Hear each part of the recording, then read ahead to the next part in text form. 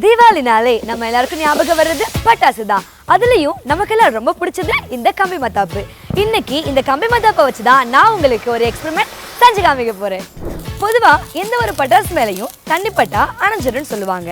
ஆனா இப்போ நான் என்ன பண்ண போறேன்னா, இந்த கம்பி மத்தாப்பை இந்த தண்ணிக்குள்ள போட்டு எரிய வைக்க போறேன்.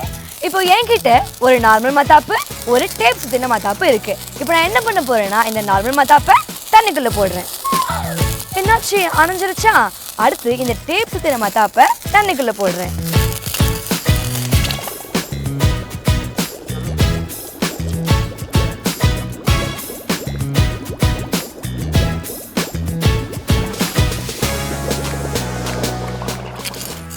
என்னாச்சு, இன்னும் எரியுதா? ஆச்சரியமா இருக்கா? இது எப்படின்னு தான் இந்த வீடியோல நம்ம பார்க்க போறோம்.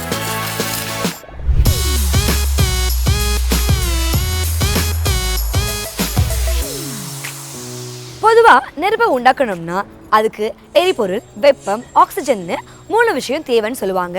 உதாரணத்துக்கு ஒரு கேண்டில் எரியும் போது அந்த கேண்டில்ல இருக்க ஹைட்ரோ கார்பன் காத்துல இருக்க ஆக்சிஜனோட ரியாக்ட் ஆகி கார்பன் டை ஆக்சைடாகவும் வாட்டர் வேப்பராகவும் ஃபார்ம் ஆகும். அதோட சேர்ந்து நெருப்பையும் உண்டாக்கும். இந்த ரியாக்ஷனை கம்புஷன் சொல்லுவாங்க. இதுல ஹைட்ரோ கார்பன் எரிபொருளா வேலை செய்யுது, ஆக்சிஜன் ஆக்சிடைசரா வேலை செய்யுது.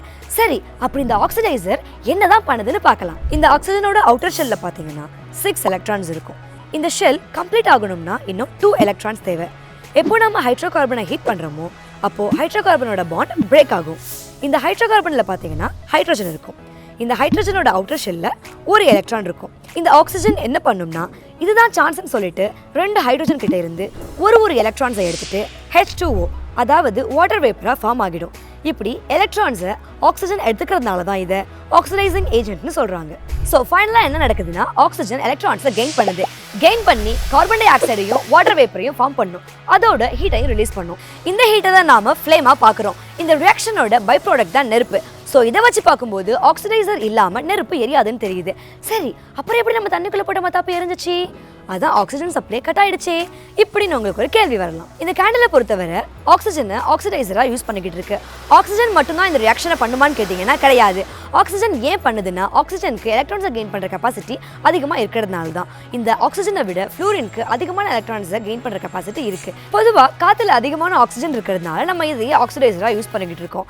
இந்த ஆக்சிஜன் ஃப்ளூரினை தவிர ammonium perchloride, bromine, chromic acid, hydrogen peroxide, sodium பர்க்ளோரேட்னு பல ஆக்சிடைசர்ஸ் இருக்கு. சரி, இப்போ நாம எக்ஸ்பெரிமெண்ட்டுக்கு வருவோம். நான் முன்னாடியே சொன்ன மாதிரி நெருப்பு உண்டாகணும்னா அதுக்கு ஆக்சிடைசர்ஸ் தேவை. ஆனா பட்டாசை பொறுத்த வரைக்கும் காத்துல இருக்கிற ஆக்சிஜன் போதுமானதா இருக்காது. ஏன்னா ரொம்ப கம்மியான நேரத்துல அதிகமான எரிபொருளை எரிக்க வேண்டியதா இருக்கும். அது மட்டும் இல்லாம கம்ப்ளீட்டா எரிபொருள் எரியணும். அப்பதான் நம்ம பட்டாசு வெடிக்கும் போது சத்தம் வரும். இப்படி பண்றதுக்கு ரொம்ப அதிகமான ஆக்சிஜன் தேவைப்படும். அதனால பட்டாசுல என்ன பண்ணுவாங்கன்னா, பவுடர்ட் ஆக்சிடைசரை ஃபியூலோட மிக்ஸ் பண்ணி இருப்பாங்க. இந்த மத்தாப்பில் பார்த்தீங்கன்னா ஆக்சிடைசரா நைட்ரைட்ஸ், குளோரைட், பர்க்ளோரைட்னு யூஸ் பண்ணுவாங்க. இந்த ஆக்சிடைசர் எல்லாம் பட்டாசுக்குள்ளே வச்சிருக்கிறதுனால தான் பட்டாசு ரொம்ப கம்மியான நேரத்தில் வெடிக்குது. என்னதான் நம்ம இந்த ஆக்சிடைசரை பட்டாசுக்குள்ளே வச்சிருந்தாலும் அதோட தண்ணி பட்டுச்சுன்னா அதில் நெருப்பு வருமா? வராதில்ல. ஆனால் நம்ம இங்கே என்ன பண்ணியிருக்கோம்னா, மத்தாப்புக்கு மேலே டேப்பை நல்லா சுற்றிட்டோம். இதனால் மத்தாப்புக்குள்ளே தண்ணி இறங்கலை. இப்படி நம்ம மத்தாப்பை பற்ற வச்சு தண்ணிக்குள்ளே போடும்போது மத்தாப்பு தண்ணியில் நனையாமல் அதில் உள்ள ஃபியூவல் ஆக்சிடைசரை யூஸ் பண்ணி எரிஞ்சது. ஆக்சிடைசர்ன்றது நம்ம தீபாவளிக்கு யூஸ் பண்ணுற பட்டாசுல மட்டுமில்லை, ஸ்பேஸுக்கெல்லாம் அனுப்புகிற ராக்கெட்ஸில் கூட இதை யூஸ் பண்ணுறாங்க. ராக்கெட்ஸ் எல்லாம் பூமியிலிருந்து வானத்துக்கு போகணும்னா அதிகமான பவரை கிரியேட் பண்ணணும். அதுக்கு அதிகமான ஃபியூவல் கம்மியான நேரத்தில் எரிக்கணும். இதுக்காக ஆக்சிடைசரை ஃபியூவலோட மிக்ஸ் பண்ணி எரிப்பாங்க.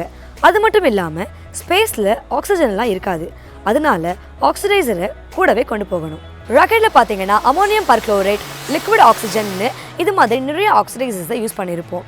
இந்த ஆக்சிடேஷன், கம்பியூஷன் இதெல்லாம் நம்ம ஸ்கூலில் படித்த கான்செப்ட்ஸ் தான். ஆனால் இதெல்லாம் வெறும் தியரியாக படித்ததுனால நம்மளுக்கு சரியாக புரிஞ்சிருக்காது. அண்ட் இப்போ இதை நம்ம மறந்தும் இருப்போம். ஆனால் அதுவே இந்த மாதிரி இன்ட்ரெஸ்டிங்கான எக்ஸ்பெரிமெண்டல் ஏதாவது செஞ்சு காமிச்சு சொல்லி கொடுத்துருந்தா நமக்கு படிக்கவும் இன்ட்ரெஸ்டிங்காக இருந்திருக்கும், கான்செப்ட்ஸும் ஈஸியாக புரிஞ்சு நம்ம மனசில் பதிஞ்சும் இருக்கும். இந்த கம்பி மத்தாப்பு மட்டும் இல்லைங்க, சாதாரண வாட்டர் பாட்டில், பலூன், பேப்பர் இதை வச்சுயே நிறைய சயின்ஸ் கான்செப்ட்ஸை எக்ஸ்பெரிமெண்டலாக கற்றுக்கலாம். உங்கள் குழந்தைங்க சயின்ஸை ப்ராக்டிக்கலாக புரிஞ்சு படிக்காமல் தியரட்டிக்கலாக மனப்பாடம் பண்ணி படிச்சுட்டு இருக்காங்க. அவங்களோட டிரெக்ஷனை மாற்ற வேண்டியது நம்மளோட கடமை இல்லையா? அதனால் உங்கள் குழந்தைங்களுக்காக நாங்கள் உருவாக்கினது தான் DIY சயின்ஸ் ஒர்க் ஷாப். இதில் உங்கள் பசங்களுக்கு லைவாக 6க்கும் அதிகமான எக்ஸ்பெரிமெண்ட்ஸை உங்கள் வீட்டில் இருக்கிற பொருட்களை வச்சு செய்ய வைக்க போகிறோம். இது வரைக்கும் 20,000க்கும் மேற்பட்ட ஸ்டூடெண்ட்ஸ் இந்த ஒர்க் ஷாப் மூலயமா பெனிஃபிட் ஆகியிருக்காங்க. கம்மியான ஸ்லாட்ஸ் தான் இருக்குது.